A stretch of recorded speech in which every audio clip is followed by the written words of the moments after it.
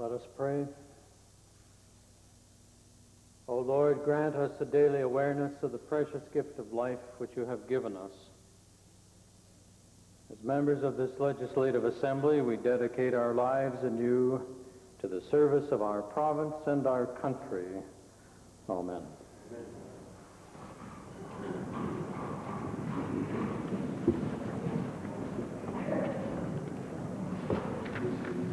Introduction of visitors. Presenting petitions. Reading and receiving petitions. Presenting reports by standing and special committees. Notices of motions. Introduction of bills. Q, member for Drayton Valley. Mr. Speaker, I beg leave to introduce Bill 12 to amend the Rural Electrification Long-Term Financing Act. The main purpose of this bill is to provide long-term financing to farmers for electric installations. The amendment would strengthen security of government-guaranteed loans and provide for interest rates to be set by regulations. The honourable member for Drayton Valley has moved first reading of Bill 12, Rural Electrification Long-Term Financing Amendment Act 1991. Those in favor of first reading, please say aye. Opposed, please say no. Carried. Bill number 12, Rural Electrification Long-Term Financing Amendment Act 1991, introduced by the Honourable Member Mr. Thurber, is now read a first time. Member for Drayton Valley. Mr. Speaker, I beg leave to introduce Bill 20 to amend the Rural Electrification Revolving Fund Act. The main purpose of this act is to provide short-term financing to farmers for electric installations. The amendment would again strengthen security of government-guaranteed loans and provide for interest rates to be set by regulation. The honourable member for Drayton Valley has moved first reading of Bill 20, Rural Electrification Revolving Fund Amendment Act 1991. Those in favor of first reading, please say aye. Aye. Opposed, please say no. So ordered. Bill number 20, Rural Electrification Revolving Fund Amendment Act 1991, introduced by the Honourable Member Mr. Thurber, is now read a first time. Member for Drayton Valley. Mr. Speaker, I beg leave to introduce Bill 21 to amend the Rural Utilities Amendment Act. The main purpose is to specify the criteria for establishing member-owned rural utilities and its business affairs. The amendments would strengthen security of government-guaranteed loans to farmers, require easements to be filed for underground utility lines for public safety, and clarify obligations of rural utility associations and the rights of a member with regard to idle risers. For the third and last time today, the honourable member for Drayton Valley has moved first reading of Bill number 21, Rural Utilities Amendment Act 1991. Those in favor of first reading, please say aye. Aye. Opposed, please say no. Carried. Bill number 21, Rural Utilities Amendment Act 1991, introduced by the Honourable Member Mr. Thurber, is now read a first time. Honourable Deputy Government House Leader. Mr. Speaker, I move that Bills 12, 20, and 21 be placed on the order paper under Government Bills and Orders. Having heard the motion, those in favor, please say aye. Aye. Opposed, please say no. Carried. Tabling returns and reports. Minister of Labour. Dear Mr. Speaker, to table two annual reports, one for 1988 to 1989 and the other for 1989 to 1990, both for the Department of Labour. Honourable Member, Minister of Health. Mr. Speaker, as the acting provincial treasurer, I am pleased to table the report pursuant to Section 31(6) of the Ledge Assembly Act, year ended March 31, 90, the statement of payments to MLAs and direct associates. And secondly, the report pursuant to Section 43(4) of the Ledge Assembly Act, year ended March 31, 90, of the reports of amounts paid to MLAs on boards.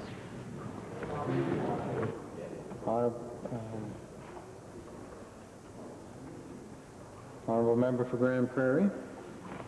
Mr. Speaker, I wish to file a Northern Alberta Development Council research report entitled Mental Health in Northern Alberta, and along with that, a position paper entitled Addressing the Issues on the same topic of mental health.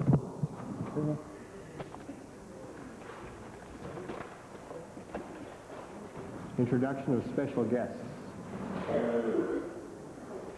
The Minister of Advanced Education, followed by the member for Drumheller. Thank you, Mr. Speaker. University of Alberta has one of the finest medical schools in the country, and we have today with us representatives of the Medical Students Association, and they're seated in the members' gallery, Mr. Speaker. On March 11th, I had the opportunity of meeting with them and speaking with them, and came away with the assurance that I'm the epitome of good health. Mr. Speaker, Mr. Philip Yoon and Derek Baroque are seated in the members' gallery. I'd ask them to rise and be welcomed by members of the Assembly.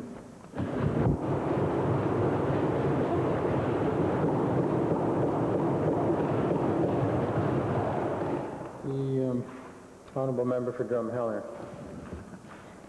Mr. Speaker, I'd like to call members' attention to your page, but who unfortunately has had to be active in her duties. And here she is, Daria Pastukian.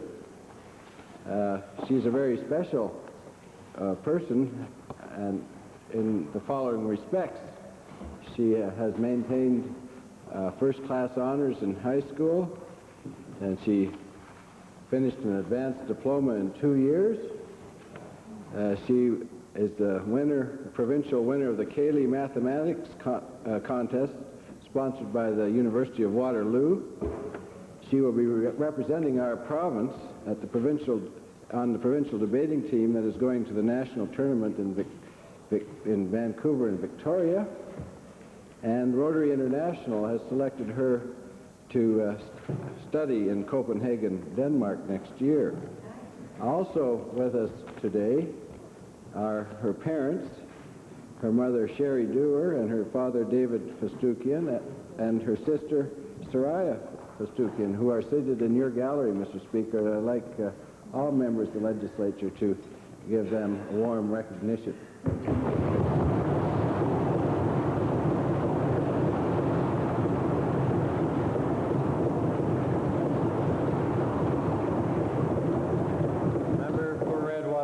Followed by the member for Red Deer North. Thank you, Mr. Speaker. It's a pleasure today for me to introduce to you and through you to the Assembly a friend of mine and also of this government, Mr. Mike Senich, who was a former member of this legislature and is now a Torhild village councillor. He's seated in the members' gallery and asked that he rise and receive the warm welcome of this Assembly.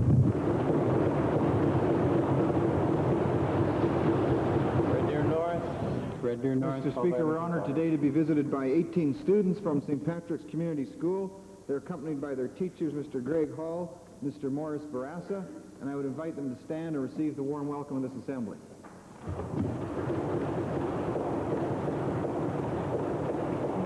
Edmonton Calder.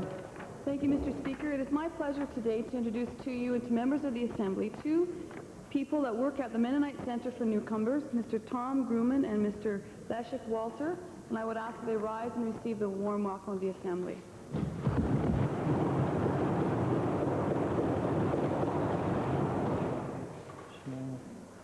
Solicitor General. Thank you, Mr. Speaker.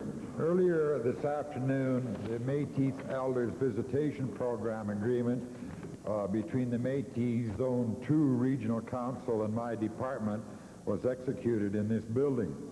Mr. Speaker, I would like to introduce to you and through you to the Assembly Mr. August Collins, Vice President of Zone 2 Regional Council, Métis Elders and members of Métis Zone 2 Regional Council and others in attendance today. I would ask Mr. Collins and his party to stand and receive the warm welcome of the Assembly.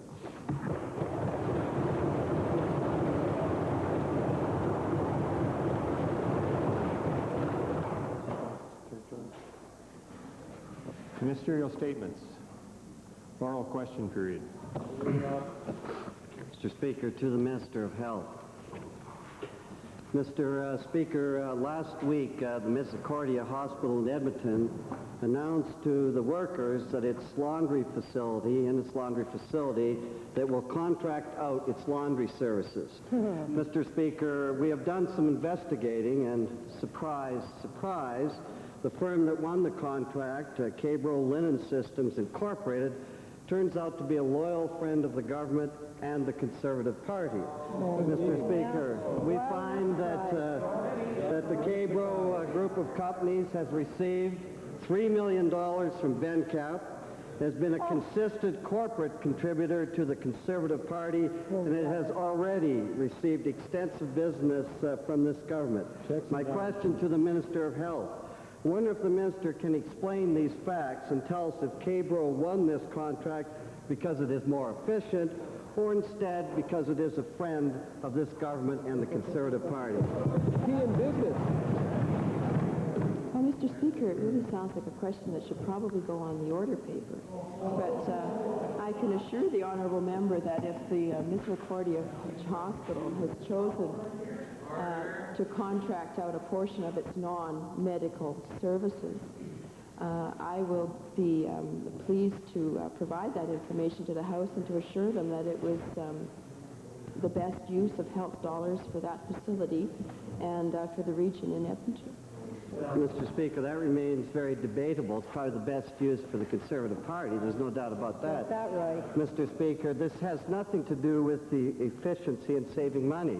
I would report to the Minister of Health that a 1989 study of the costs of in-house laundry versus privatized laundry services done by the American Medical Association reveals, just listen to this, Minister, reveals that in-house services are cheaper by 41% for a hospital the size of Misericordia, Mr. Speaker. That's the reality.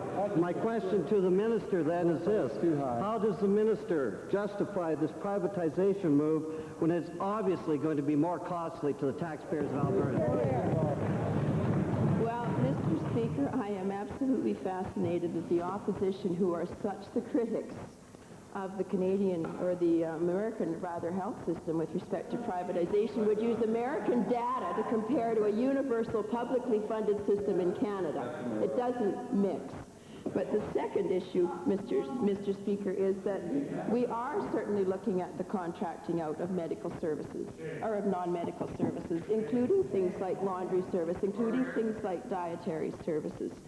And, Mr. Speaker, the reason why we're looking at those kinds of options, the reason why the Misericordia, for example, is participating with all hospitals in the Edmonton metro region on looking at laundry costs and how they can get better value out of those laundry costs, is because that is exactly what we're attempting to do with health dollars. The allegations made in the members' questions are exceedingly serious, and I would invite him to put the question on the order paper and get the facts straight. Why? Because I believe it's important that we get the facts straight. These are issues of using health dollars in the best possible way, Mr. Speaker.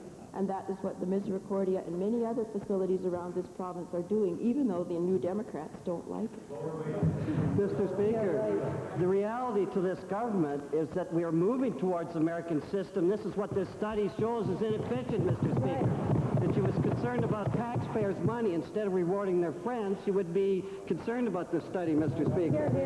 But, Mr. Speaker, my question is to the minister. I noticed that last year, the honourable member from Barrhead, he said that contracting out services in his constituency, he said, and I quote, it would be inefficient and ineffective, and I have answered to prove this. For once, the Barrhead member was right, Mr. Speaker. And I want to ask this minister this, simply flowing from such great authorities as the member from Barrhead, the American Medical Association, Mr. Speaker, will this minister now wake up and smell the coffee and admit that this move will cost Albertans more money in the long run, degrade the pay of workers, and that frankly...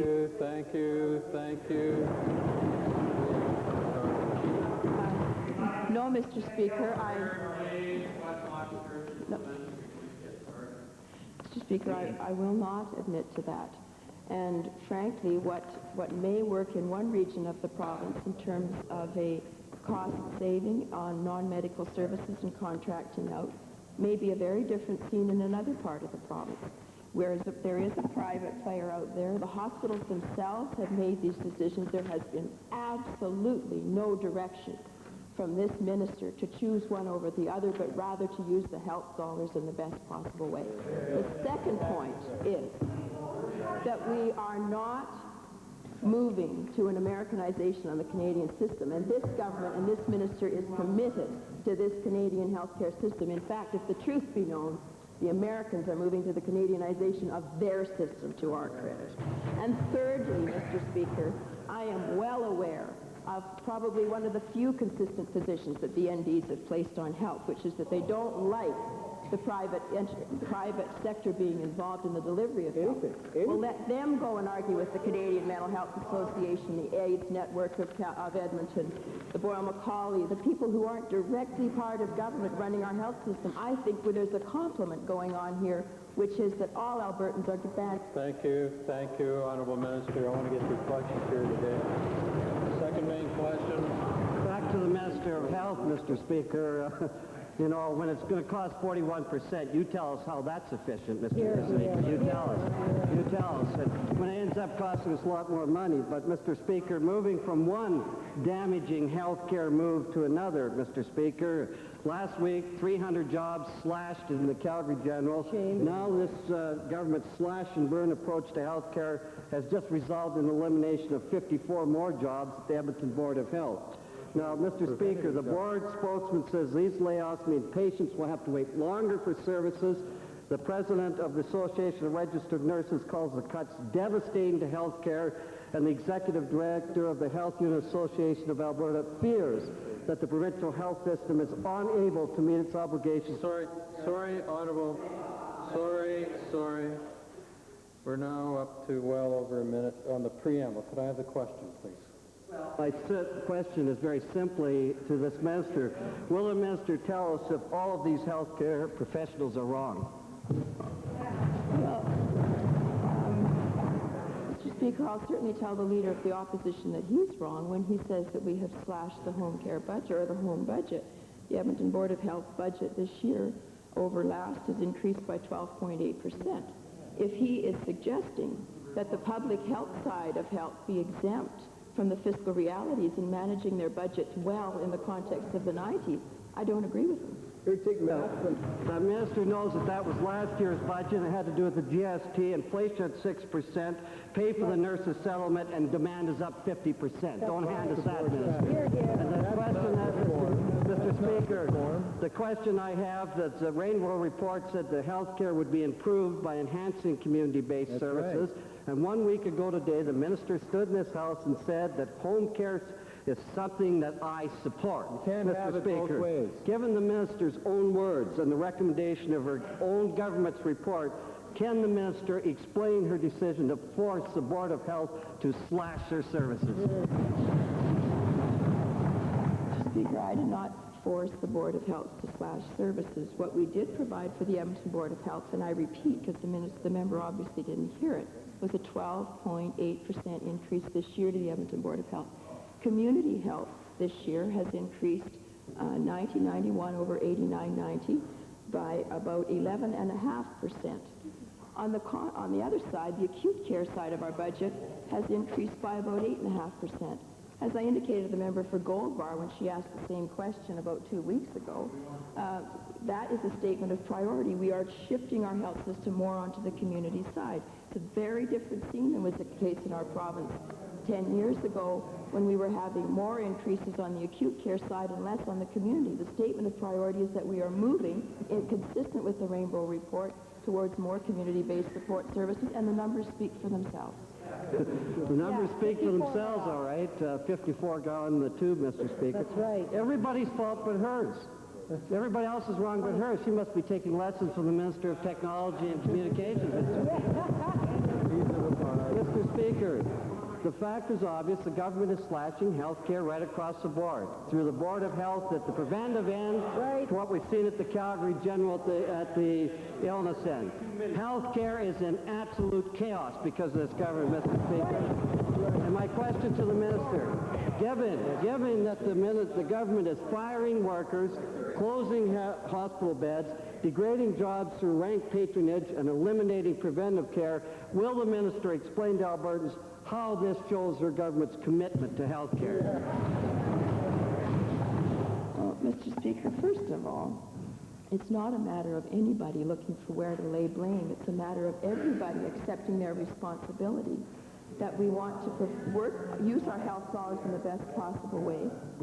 I'll sit down, Mr. Speaker. Use our health dollars in the best possible way so that we can get the best value out of them. So we've got a health system 20 years down the road. Believe me, it's a challenge, and it's a big one, and it's one that we're working on very consistently.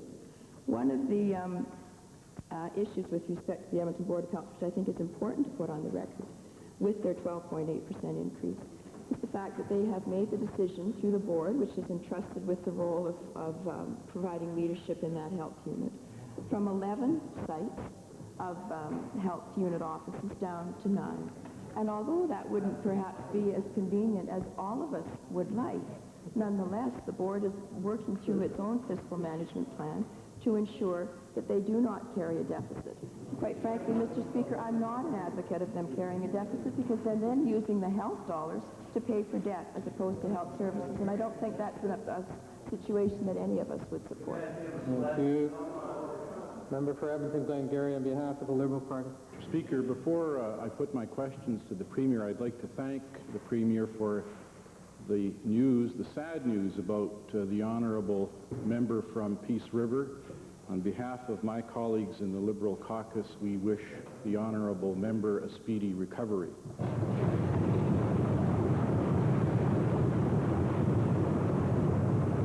Mr. Speaker, 30,000 teachers are now in progress of writing letters to members of this Assembly and talking to members of this Assembly, asking for action to be taken on the huge unfunded pension liability that exists in our province. My first question to the Premier is this. Given that the government has not met, as I understand it, with representatives from each of these pension plans, do we conclude, Mr. Premier, that the government has concluded that it will force participants in these various government plans to help pay that $9 billion unfunded pension debt? Mr. Speaker, I assume the Honourable Leader of the Liberal Party was anticipating that the Provincial Treasurer might be here today to deal with matters under his responsibility. I'll draw this to his attention. Nevertheless, the Minister of Education is here, and the Provincial Treasurer and the Minister of Education are working hand in hand in this matter, and the Minister of Education may wish to comment in a reply to the Leader of the Liberal Party. Mr. Speaker, at a meeting on January the 8th, the Minister of Education met with the table officers of the Alberta Teachers Association, and subsequent to that had a meeting with the Teachers Retirement Fund Board of Administrators. So, Mr. Speaker, the dialogue on this very important issue, an issue of great concern to the Alberta Teachers Association and its members, as well as to this provincial government, is well underway. And I appreciate the honourable member's interest in seeing it come to a satisfactory conclusion. Do you want action, Jim? Mr. Speaker, we have the teachers mobilized. There are 5 other plans. I wonder if the Premier will agree and commit to having his ministers meet with the various pension plan representatives to continue that dialogue and to complete that dialogue. Mr. Speaker, I think it was just yesterday, maybe the day before, when the Provincial Treasurer dealt with this matter and said that he would be bringing recommendations to the Cabinet and to caucus, and then participating in a consultative process with the parties involved. That still stands. We recognize the importance of the issue, and the Provincial Treasurer, working with other members of Cabinet, will be going through an assessment of options, consultation with the interested parties, and then working towards a solution. Mr. Mr. Speaker, the provincial treasurer and the government have been saying this same thing for 2 years now, and nothing has happened. And each year, this unfunded pension liability gets greater. I wonder if the Premier would agree to commit to the creation of a special task force that would examine this issue, much like Ontario did, have hearings, consult with people, and report back recommendations to this Assembly for action. Well, first of all, Mr. Speaker, the leader of the Liberal Party is completely incorrect with the lead-in to his question. The government has not been saying the same thing for 2 years. The provincial treasurer said this just 48 hours ago, and I think he's given a responsible answer, responsible course of action, and we will be coming up with solutions which I hope all members of the Assembly will support when they become available for discussion in the House. Thank you. Member for Three Hills, Paul Bevins and Jasper Place. Thank you, Mr. Speaker. Mr. Speaker, there are calls coming from cattle producers, and I understand as well a formal comment made by the Cattle Commission about the TB outbreak in both elk and subsequently some cattle. Now, they are concerned about the effect on our export industry, the potential effect, if the herds are not dealt with expeditiously, and as well, possibly pressure to open the U.S. border prematurely that could put our elk and cattle industry in jeopardy. Mr. Speaker, to the Minister of Agriculture, could he inform the members what role the province can play, positive role that the province can play in dealing with this matter? Mr. Speaker, I too have heard concerns from the Cattle Commission. The major concern is a message to let's hurry up and get this issue of the TB dealt with. My understanding is that they're comfortable with the process. It's been carried out with respect to cattle many times in the past. I think we should also all recognize that the province is in no way involved in the eradication process because the disease control is the responsibility of Agriculture Canada. I think all members of the Assembly should realize that for the same reason we are not involved whatsoever in the compensation for these animals, and for that matter have not been requested to become involved by either the game growers or the federal government. I think all members should also realize that there is certainly no connection between the outbreak in TB in elk in this province and the debate on Bill 31 in this legislature.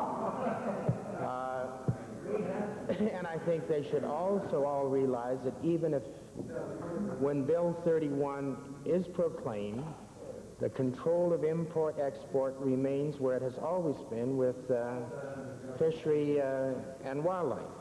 The only thing I would make in closing, Mr. Speaker, would be that if we'd had the foresight to have passed a Bill 31 2-3 years ago so that we had the meat inspection system as part of the control of the disease, we may not be dealing with this issue today. Life is what you make it. Try to make this, Smith. Leads me to my supplementary, which I would ask to the Minister of Health, because we're talking about meat inspection now. It is my understanding that we potentially import meat from Saskatchewan, where there is a slaughtering plant for wild game. And there's an awful lot of discussion out in the public. Maybe most of it is misinformation as to how people may be affected, and we're aware that there has been one case contracted already. I wonder if the Minister of Health could give us an explanation in layman's terms, not in a lot of medical terms, as to what the public can expect or should should not be worried about. Mr. Speaker, it is true that the tuberculosis, which the same strain which causes the disease in animals, can be passed to humans, but it is primarily done so by the passage of fluid or being involved with fluids from the animal body. Meat is seldom infected. As a result of the testing that we do in this province, there has been one that has been attributed to tuberculosis in elk, and it was the case of a veterinarian who was caring for and operating on that elk and was in touch with the body fluids.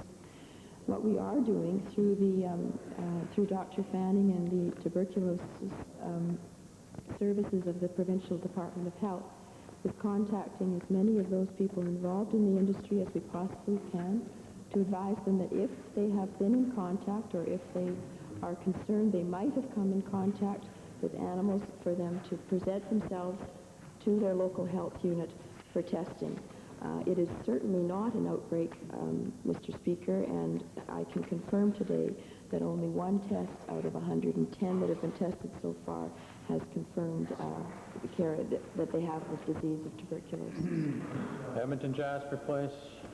Mr. Speaker, he's not often speechless, but twice in this very young session, the Minister of the Environment has been unable to answer the question of whether the tripling of the Swan Hills capacity will go to the Natural Resources Conservation Board for hearings or not. Today, the government announced the Buffalo Lake project is proceeding ahead. Surprise, surprise. No hearings of the Natural Resources Conservation Board, depriving Albertans of the due process of law that they're entitled to. So my question is to the Premier. As the head of government, I'd like him to reveal the hidden agenda here. How many of these projects are going through ahead of the NRCB? We got Buffalo Lake, Swan Hills, Canal to Gulf, Bow Valley, Three Sisters. Where does it end? Well, Mr. Speaker, it may well be that the Minister of Environment will want to once again straighten out the honourable member for Jasper Place. But I should point out to him that there is nothing going ahead except 3 respected Albertans who are conducting public hearings on the matter and will be holding them, and the decisions will be as a result of their recommendations. So what is going ahead is a process of consultation with the people of Alberta, and that is what the government has committed to. We have the information from Mr. DeSorcy that the NRCB will not be ready, and that this item has all the documents and all the information ready to go ahead, and he thinks it's appropriate that it should. And then we get 3 respected Albertans to carry out that assessment in a public way. I think that's just being responsible. I'll tell you what's going ahead, Mr. Speaker, a project that's a loser from an economic point of view, according to the EIA, by $2 million. But more importantly, almost all of the benefits, 9 million out of 10, go to property owners in the vicinity of the lake in the form of development benefits. Surprise, surprise. Now, I'd like to ask the Premier, in view of the fact that he has property within a short 5-iron shot of the lake, if he would indicate how he feels about taxpayers' money going to support a project which is an economic loser and benefits only the property owners in the area. Mr. What a... Sure, that's not within your responsibility to answer. Edmonton Whitemud. Edmonton Whitemud. Edmonton Whitemud. Saved by the bell. Edmonton Whitemud. Edmonton Whitemud. Thank you. Mr. Speaker, under the oil well servicing regulations, employers in the oil industry can apply to have their employees exempted from 3 requirements under the Employment Standards Code. These include statutory hours and days of work and rest, secondly, overtime pay, and thirdly, the maintenance of daily timesheets. A permit is then negotiated between the employer and the Employment Standards Branch to define the hours and pay the employer must abide by. My question is to the Minister responsible for Occupational Health and Safety. Since the Employment Standards Branch has informed us that they don't have enough staff to monitor and enforce compliance with the permits, especially respecting hours of work and rest, and secondly, that they are a complaint-driven office, what is the minister doing to ensure the safety of these workers? Mr. Speaker, I'm not aware of that concern being raised before this. I think probably it's a matter for the Minister of Labour to take under consideration, but the safety rules on every work site are the same across the province of Alberta, and if we are informed of a matter that needs investigation, and I'd wish the honourable member would let us know, and we'd make sure that one of our inspectors would visit the site. Mr. Speaker, let me remind the Minister that these are supposed regulations that apply to the health and safety of workers of Alberta. But I will direct my question, Mr. Speaker, my second question to the Minister of Labour. Will the Minister of Labour indicate or initiate the necessary amendments to allow for the participation of employees in the process of those permits that have a direct effect on the health and safety of oil field contract workers? Mr. Speaker, I'd be more than willing to review such a suggestion if it were brought to me in more detail. Athabasca Laklabish, followed by Stony Plain.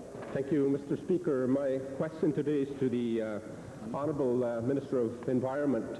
Mr. Speaker, we all know that Alberta has set the highest environmental standards presently achievable for pulp mill effluent. Mr. Speaker, we all know the importance of this issue, and I'm glad the opposition knows that too. My question to the Minister, Mr. Speaker, will the Minister of Environment give some assurance to this Assembly and the northern Native communities in Alberta and the territories that our mills in Alberta are meeting these high standards that are set? Well, Mr. Speaker, indeed, as the honourable member points out, we have established the highest achievable standards relative to pulp mill operations, certainly anywhere in this country, perhaps in the world. But, Mr. Speaker, one of the good news stories that I'm sure the opposition would just love to hear is that not only we set the highest standards, Mr. Speaker, but the pulp mills in northern Alberta are not coming anywhere near to meeting their license limits. And I would like to file with the House three documents that show how well these mills are performing relative to chlorinated organics, relative to total suspended solids, and relative to biochemical oxygen demand. In some cases, Mr. Speaker, some of the mills are performing 10 times less than their licensed limit. And this is absolutely phenomenal, Mr. Speaker, that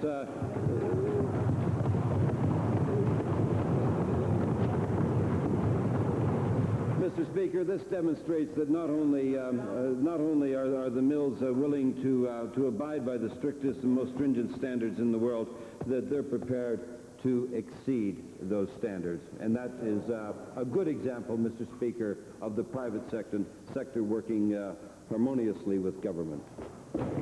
Mr. Speaker, my supplement is, will the Minister advise this Assembly as to why Alberta mills are exceeding these standards? And I would hope the opposition would listen, because they could help here, and they can pass on that information to their colleague, which I challenged before. Was that a question, Mr. Speaker? Stony Plain. Thank you, Mr. Speaker. Mr. Speaker, the official opposition has tabled the Children's Task Force report in this House. This document identifies concerns about the hundreds of children in this province who start school at a disadvantage. Poverty, hunger, emotional distress, all of these disadvantages mean that these children simply cannot enjoy the same successes in school that other children can. Will the Minister of Education commit his department to developing a strategy which will ensure that all children, and I repeat, all children in this province can start their education on an equal footing, regardless of their economic status or their personal background? We're talking about equal opportunity for all children in education in this province, Mr. Speaker. Mr. Speaker, I will share with the honourable member his concern about students coming to school ready to learn. And I frankly believe, and I know my colleagues on this side of the House believe that it is deplorable that some children leave their homes each day without food in their bodies, without the nutrition that they need to fuel their learning skills. But just let's look at what we are doing, Mr. Speaker. We are funding schools across this province to the tune of some $5,400 per student, a total of $2.5 billion. We are providing funding for school lunch programs in the Northland School Division.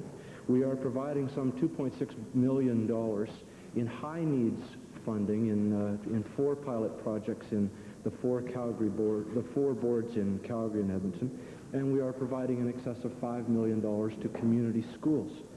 Mr. Speaker, I believe that we have laid out our plans, laid out some extensive efforts in not just education funding, but funding in the Departments of Health, Departments of Family and Social Services to ensure that those children's needs are being met. Mr. Speaker, I agree with the minister's dissertation on the funding. However, he has to agree that something is wrong since we still have these children coming to school at a disadvantage. The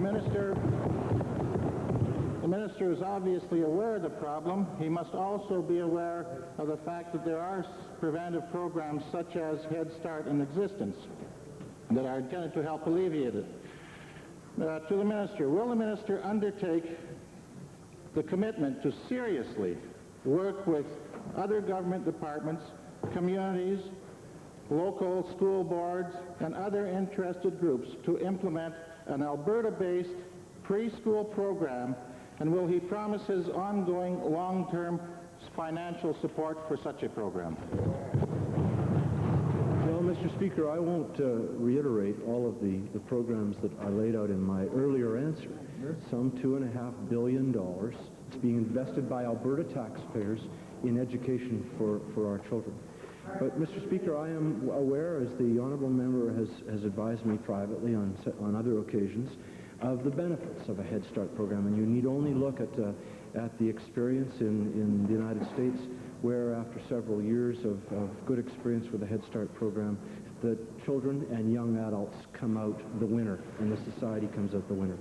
And, Mr. Speaker, I can assure the honourable member and all members of the Assembly that I'm working with my colleague, the Honourable Minister of Family and Social Services, to come to grips with how we could assist boards throughout the province to expand their existing Head Start program and to make sure that it's available to more students. But, Mr. Speaker, I still call upon school boards and other agencies, community service agencies in the community, including parents, to take on their responsibility to ensure that children come to school ready to learn. Edmonton Calder. Thank you, Mr. Speaker. Mr. Speaker, the need for culturally specific suicide prevention services in Alberta is great, and the Department of Health recognized that need last year by providing a year's funding to the Newcomer Suicide Prevention Project, which has been working with volunteers throughout the province. In spite of excellent support from the community and from the Department of Health officials, the project has been unable to secure a commitment for government funding for its second year. My questions are to the Minister of Health. In view of the fact that this suicide prevention training is an essential aspect to meeting the needs of new immigrants, will the Minister now commit the $25,000 needed to ensure that the program can be completed? Mr. Speaker, I'd like to get the details on the project in order to respond more fully to the honourable member, and I will do so. I would only mention that we are doing a number of innovative things, as the member points out, in Alberta with respect to suicide prevention. And we still are, as far as I'm aware, the only province that has in place a provincial suicidologist who is working with local agencies to ensure that the programs are the most effective possible. But I'll certainly check the details for the honourable member and get back to her as soon as possible on them. Thank you, Mr. Speaker. Well, the specific program I speak of is preventative in nature, community-based, and it's cost-effective. And they are having difficulty obtaining the necessary funding to complete their program for their second year. I'm pleased that the Minister is willing to take a look at this, and I would ask her if she would make a commitment to the House, though, that this particular program is cost-effective, is preventative, and make a commitment now to ensure that the funding will follow through for the second year. Mr. Speaker, it would be irresponsible of me to make that commitment in the House when I'm not prepared to. I'll certainly get back to the honourable member. I can say, though, that the demand for health services, quite frankly, is an infinite demand, and our resources are finite. And sometimes we have to, even though we would like to fund all the worthy projects that come before us, we have to sometimes say no. But I will certainly look into the program for the honourable member and get a response back to her as soon as possible. Calgary Northwest, followed by Calgary Fish Creek. Thank you, Mr. Speaker. In the past, I have advocated the construction of a school in the community of Hawkwood, located in my constituency of Calgary Northwest. The reason for that is simply that the students that attend or that live in constituency or in the community of Hawkwood have to attend several different schools, which is not in the best interest of the community nor in the best interest of those students. Now imagine my surprise, Mr. Speaker, in receiving a letter from the community of Churhill, signed by 128 people, opposing the impending closure of their school and the redistribution of the students that attend that school to 3 different schools in 3 different communities. And Mr. Speaker, this, I want to note, is just one of many small rural schools that is facing impending closure as a result of inadequate education funding. Certainly, Mr. Speaker, my question is to the Premier. In view of this government's supposed commitment to rural Alberta, will the Premier please explain why, as a result of inadequate education funding, communities and schools such as this are being allowed to close? Mr. Speaker, it's certainly an important matter which I'm sure the Minister of Education will want to deal with. Speaker, as I am aware, the County of Lac St. Anne is considering a number of alternatives, and they have made no such decision to shut down any school. My supplementary is to the Premier again, Mr. Speaker. Would the Premier commit to reviewing a suspension of all such school closures until there is a broad overall rural development policy in place from this government?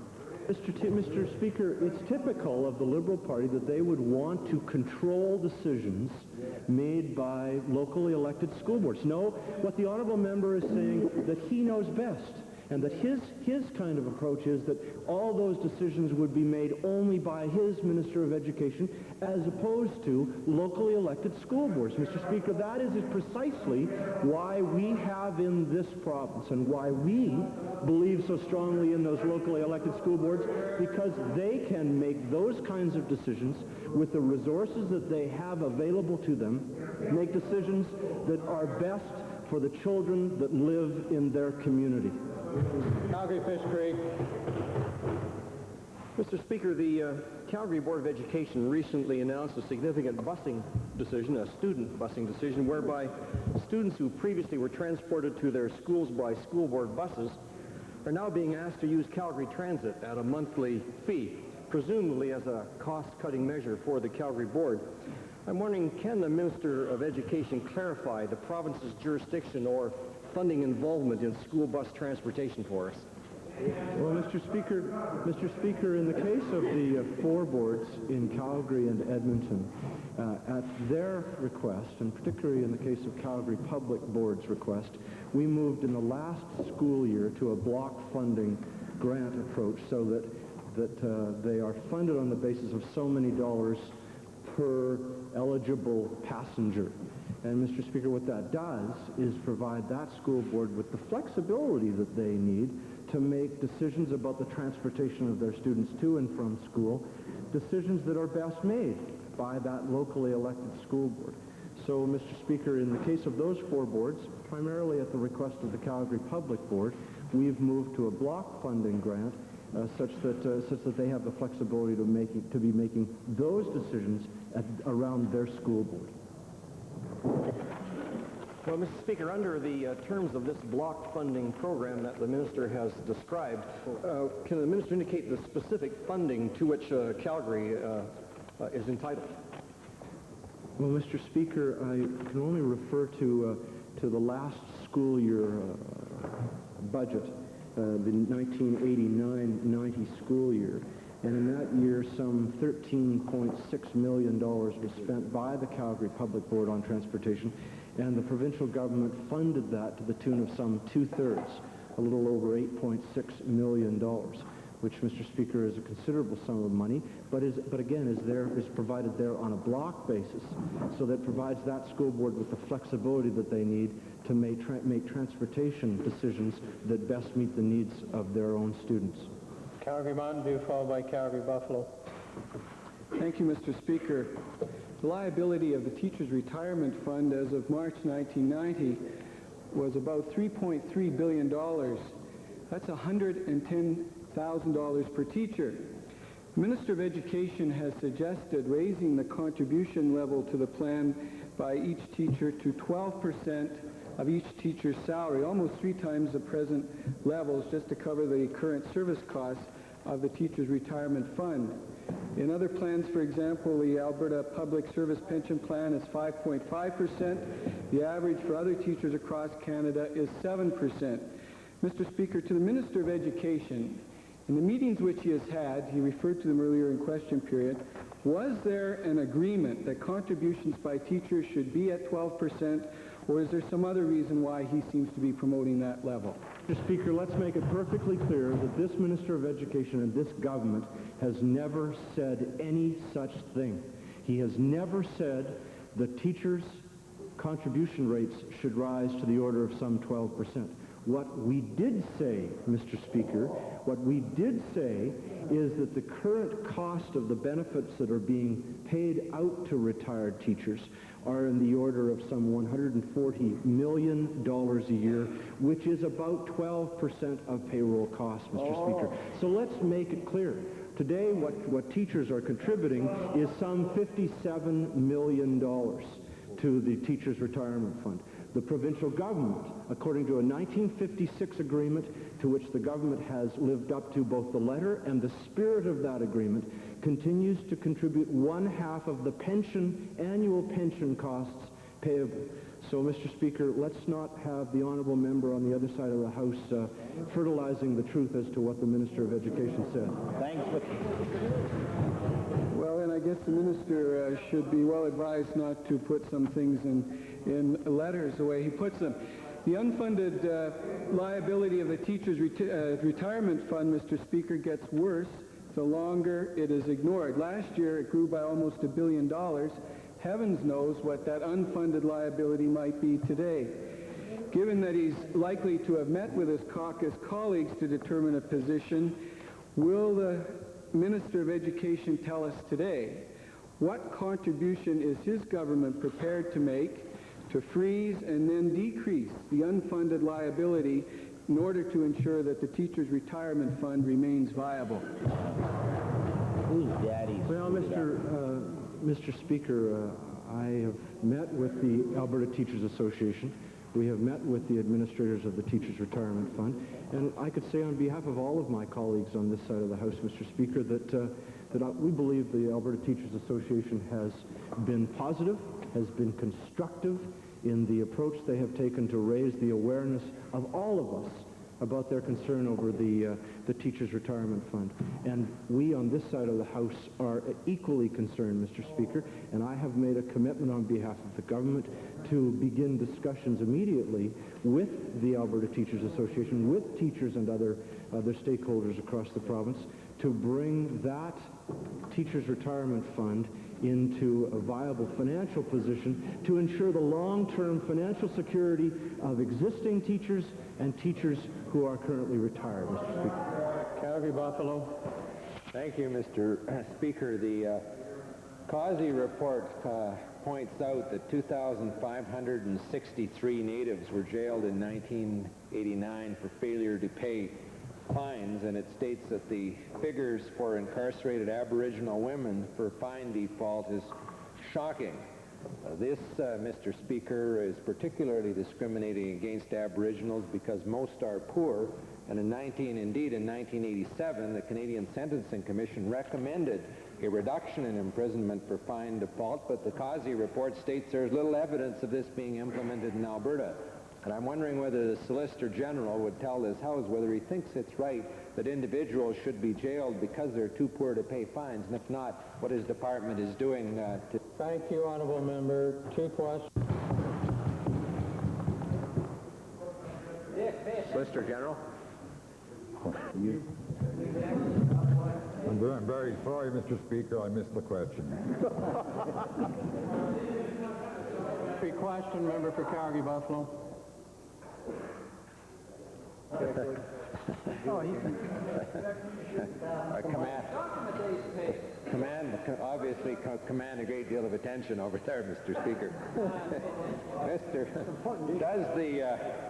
Does the Solicitor General think that it's right in relation to my preamble, which I hope he got, that natives are being incarcerated for failure to pay fines? Does he think that it's right that individuals should be jailed because they're too poor to pay fines?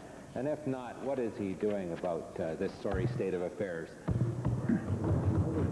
Mr. Speaker, I would have thought that a member of the same profession that we are in the law profession would realize that we, as the keepers of the keys, have nothing to do with whether they come into our system or whether they don't come into our system. That is a matter for the courts, and I think in view of it is for the courts, possibly the Attorney General may be able to respond.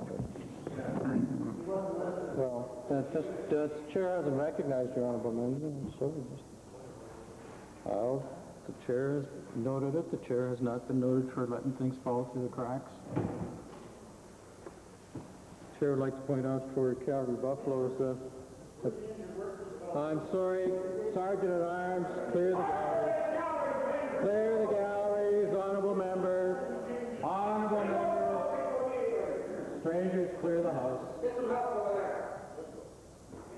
And would you kindly take the ladies and gentlemen into custody? Sergeant at Arms, would you ensure that they're taken into custody so I can visit with these people?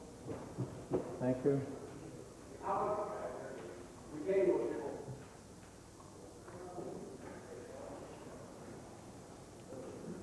Now then, I'm sure that the member for Calgary Buffalo would be good enough to look at Beauchesne 409, and the framing of the question was indeed seeking an opinion which is out of order. Now, the chair would like to recognize Edmonton Jasper Place on a point of order. Speaker, I rise under Beauchesne 409, subsection 6, Sir Erskine May, 19th edition, page 329, item 7, ministerial responsibility. During question period, I attempted to ask questions of the Premier about a cost-benefit analysis, which is part of the application for approval of the Buffalo Lake project. The Buffalo Lake project is, I emphasize, a government project. The government is the proponent and is putting the project forward. My question related to the cost-benefit analysis, which shows that the costs are entirely to the public and the benefits almost entirely to private landowners in the area. Now, it's my reading that since it's a government project involving expenditure of funds, it is within the administrative competence of the government, to be sure, and to matters for which the Premier is officially responsible to this House. And I want to refer specifically to the May citation, which states that the Premier may be asked in this case for statements of policy or intentions on such matters or for administrative and legal action. This is a project which has been put forward by the government, and therefore I submit is within the administrative competence of the government and the Premier. To the point of order, briefly, Minister of the Environment. On the point of order, Mr. Speaker, I would respectfully submit that this point of order not be upheld. Indeed, the honourable member was not, Mr. Speaker, talking about the cost benefits of the project. Indeed, he was called on his questioning by you, Mr. Speaker, relative to his pitiful attempt to impugn the reputation and the character of our Premier relative to his residence and his proximity to Buffalo Lake. Mr. Speaker, it had absolutely nothing to do with the cost-benefit of this particular project, and the honourable member knows it. Thank you. Order. Order. Order. The chair has checked the references as cited by the member for Edmonton Jasper Place. A properly framed question would indeed be able to raise the issue and probably as addressed to the Minister of the Environment. There are the sections in Beauchesne, which the member is familiar with, that any member of government may respond. He cannot insist upon the response coming from a particular minister.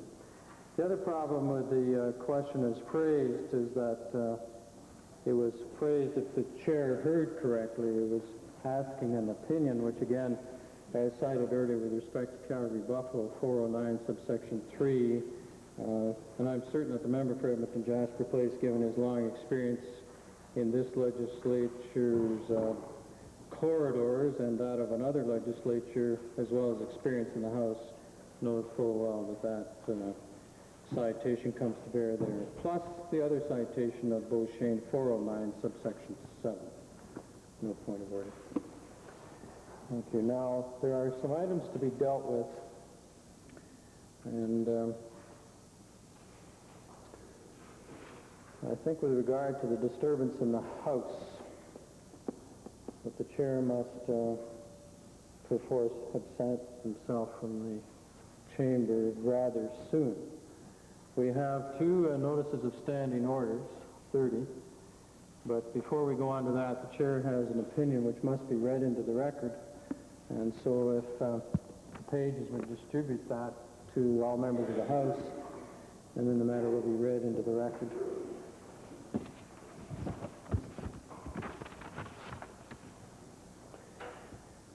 Pages, please proceed now.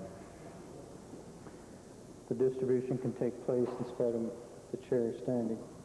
I think you need to come in. Yeah. Would you be good enough to cut off my mic, please?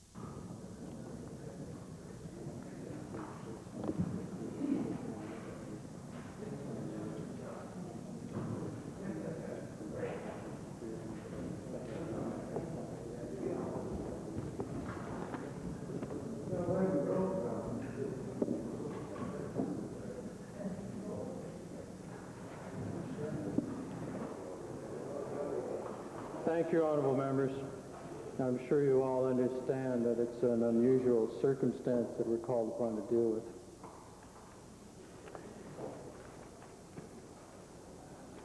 There has been correspondence since last Friday with my office with regard to this matter of resubmitting written questions, and therefore I feel that it is incumbent that this item of clarification be read into the record.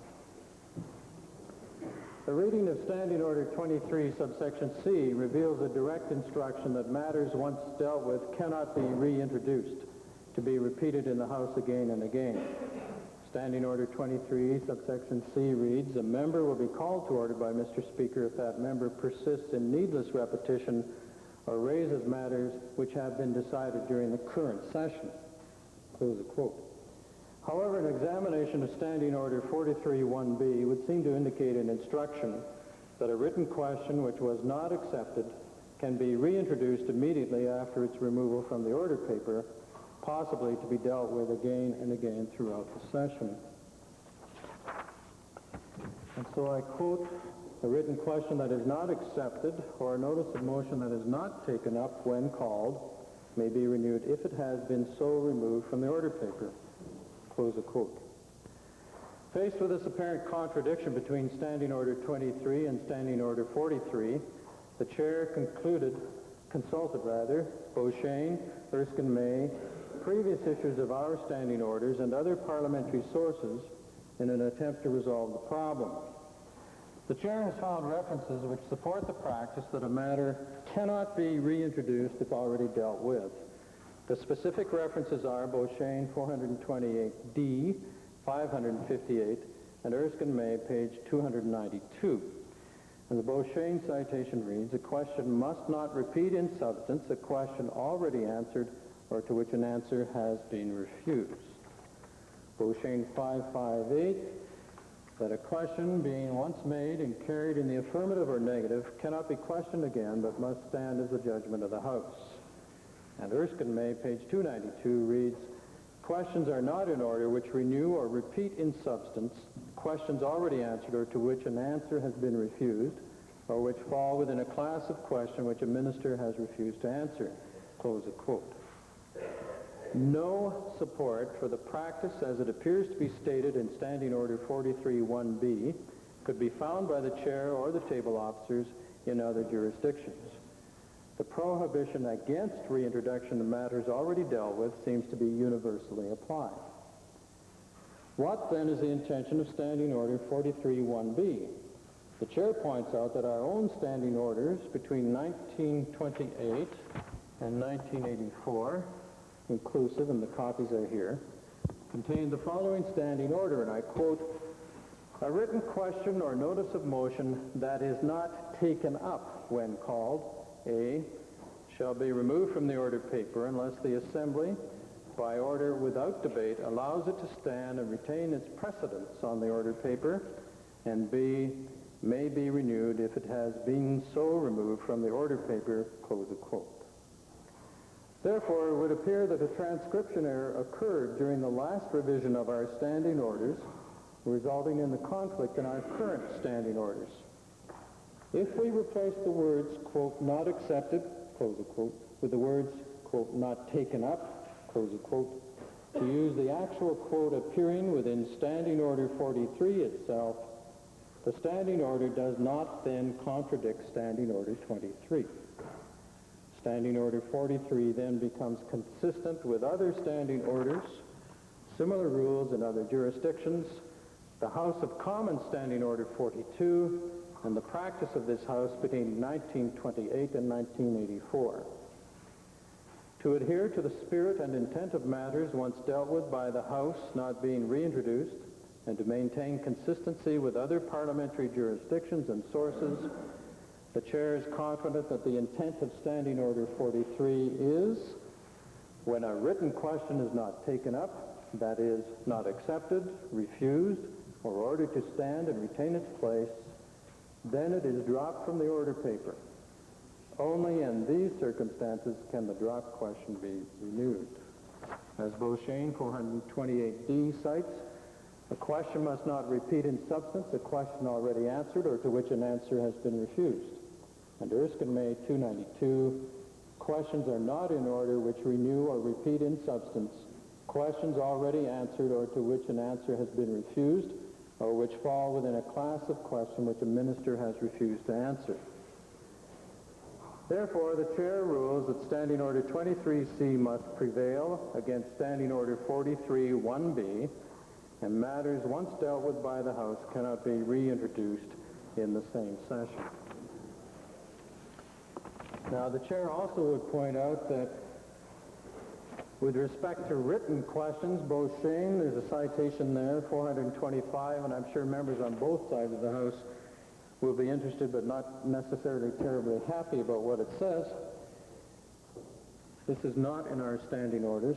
I emphasize it's not in our standing orders. Quote, members may place a maximum of 4 written questions on the order paper at any one time, and may, by so indicating at the time of filing the question, request that the ministry respond to a specific question within 45 days, close of quote. Now, the Chair raises this because of our overloaded order paper. It's not meant to inhibit the rights of any members, but it's just pointing out the practice which takes place in the Federal House. The Chair also goes on to point out that in this particular House, the matter of repetition, especially within question period, is very difficult to try to enforce.